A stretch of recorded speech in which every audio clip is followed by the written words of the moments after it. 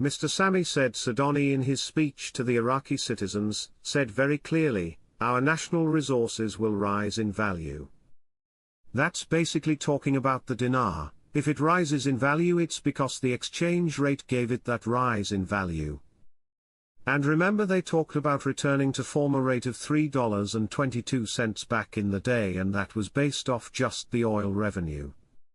Frank, they can come out at 1-to-1, but that would be rather cowardly. Why would you want to be 1-to-1 with the American dollar and be dragged down? This is a reinstatement of your currency. Put it back at $3.22 and let it float. When it gets to $4 something, cap it. This is a reinstatement. The return of exports and the absence of revenues. The oil file with Kurdistan opens a new page. All of this is happening right now, and is part of the HCL. This process has to change, and the dinar has to get off this sole de facto peg to the US dollar. This is the solution. That is the only way out of this mess in Iraq. They must go to a basket of currencies of developed countries, as the IMF and the World Bank recommended for Iraq way back in 2011. In 2012 to 2013, the then director of the CBI, Dr. Shabibi, was going to revert to this basket of currencies, which would have allowed the dinar to be reinstated. Of course, his plan was first going to conduct the project to delete the zeros. After a difficult labor, the 2025 budget tables finally find their way to the Council of Ministers. Quote, the Ministry of Finance will finish preparing the tables and send them to the Council of Ministers for voting on them in the middle of next month, noting that the Council of Ministers will vote on the tables without delay and then send them to the House of Representatives for voting on them. We now have a new population census. They were using Article 140, but it wasn't complete, so you were not going to have equal distribution. It's not fair to come out with a new exchange rate. We now have a new population census. Iraq reiterates OPEC pledge ahead of restart of Kurdistan oil exports. 400,000 barrels a day are headed back into the market soon. They are inspecting and taking the pipeline out of mothballs as we speak.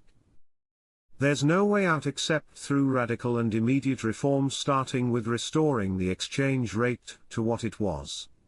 Quote, warns of a stifling financial crisis and for reducing the dollar price. Well, they can't do that unless, of course, they do what? Raise the value of the currency, dinar.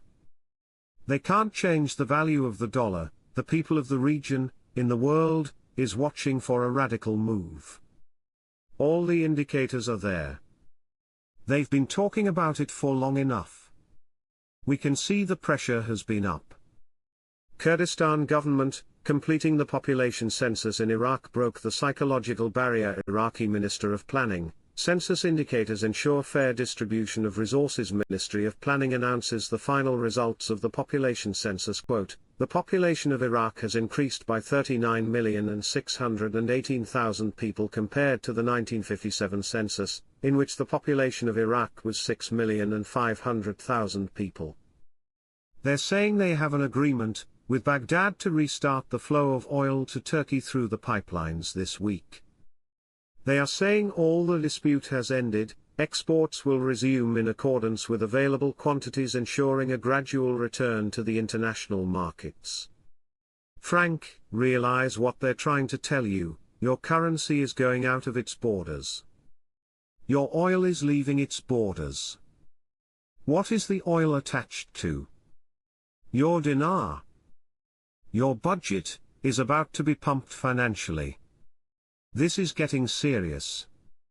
From Rafidane banks, in line with directives from the Ministry of Finance and the Central Bank of Iraq, CBI, Al Rafidane Bank has announced the launch of the first issuance of national bonds worth IQD $2 trillion, $1.5 billion. The issuance period runs from February 10 to March 10, 2025. This news comes directly from Rafidane Bank. I have had it for over a week but didn't think it particularly important. The bonds are for a fact being sold now and are being sold in dinar at the current rate. In other words, They are in circulation since February 10. They will go off sale on March 10. Iraq announces new security agreement. Trump administration. Iraq is proposing a security agreement with the US, working together as partners for security throughout the Middle East. This is big. It's exciting to see Iraq become a sovereign, independent country. It now needs a new rate. Huge wealth. What do you know about precious minerals in Iraq? Quote, Iraq is witnessing an important shift in its economic strategy, as the government is moving towards diversifying sources of income and strengthening non-oil sectors, with the project to localize precious metals among the most prominent projects on this path. They haven't turned that, Kurdistan, oil on at 1,310 because there's a whole new ballgame coming to Iraq. It's a digital world, and Iraq's real effective value of their assets that they don't have much debt, non-oil revenues, taxation, gas. It's going to be amazing, the development road project, all the industrial cities they're going to build along that path. The private sector is going to go crazy. Prime Minister Mohammed Shia al-Sudani received a call from U.S. Secretary of State Marco Rubio, Tuesday, February 25, 2025. The call discussed bilateral relations between Iraq and the United States, with a focus on ways to enhance and develop them in various fields. According to a statement by the Prime Minister's media office, during the conversation, areas of coordination between Iraq and the new U.S. administration were discussed, in addition to frameworks for cooperation within existing bilateral agreements. According to the statement, the progress made in joint work between the two countries was reviewed, with an agreement to intensify communication and enhance cooperation to achieve common interests. The U.S. State Department announced on Wednesday new details regarding the phone call made by Secretary Marco Rubio with Iraqi Prime Minister Mohammed Shia al-Sudani. Rubio discussed with al-Sudani a number of issues, including Iranian influence in the region, the need for Iraqi energy independence, and U.S. commercial investments, State Department spokeswoman Tammy Bruce said in a statement. She added that the two sides agreed on the necessity for Iraq to become independent in the field of energy, to resume the operation of the Iraqi-Turkish pipeline quickly, and to adhere to the terms of the contracts of American companies operating in Iraq to attract additional investments. Al-Sudani's media office stated in a statement, on Tuesday evening, that the latter received a phone call from U.S. Secretary of State Marco Rubio, during which they discussed the overall bilateral relations between Iraq and the United States, and ways to strengthen and develop them.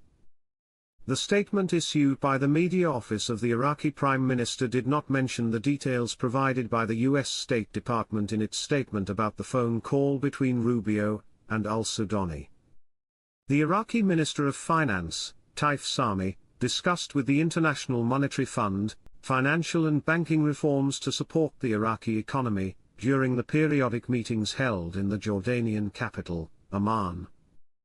The Iraqi Ministry of Finance said in a statement issued today, Wednesday, and received by Shafaq news agency, that the discussions focused on implementing the 2024 budget.